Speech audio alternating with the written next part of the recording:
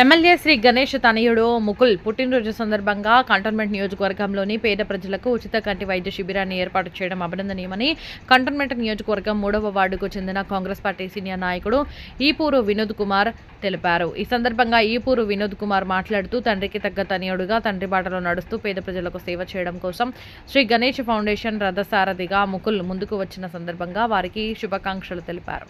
MLA Shri Ganesh గతంలో Shri Ganesh foundation ద్వారా అనేక సేవా కార్యక్రమాలు చేపట్టేవారని ఇప్పటి నుండి శ్రీ గణేష్ ఫౌండేషన్ బాధ్యతలను ముకుల్ నిర్వహిస్తున్నారని పార్టీ నాయకులు కార్యకర్తలు అందరం కూడా ముకుల్కు సహకరిస్తామని తెలిపారు. యువ నాయకుడుగా ఎమ్మెల్యే తనయుడిగా ముకుల్కు మంచి భవిష్యత్తు ఉందని భవిష్యత్తులో ఉన్నత శిఖరాలను చేరుకునే విధంగా మేమంతా కృషి చేస్తామని తెలిపారు.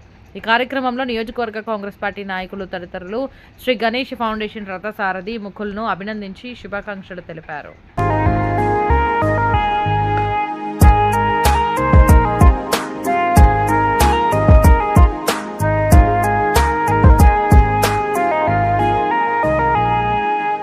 అడగక ముందే సాయం చేసే హనుమంతుడివా, అందరి వారం సిలువై మోసే యేసే నువ్వా, అలసిన కాళ్లకు రెక్కలు తొడిగిన దేవుడు నువ్వా, మగ జన్మే ఎత్తి మళ్ళీ వచ్చిన మదర్ తెరిసావా.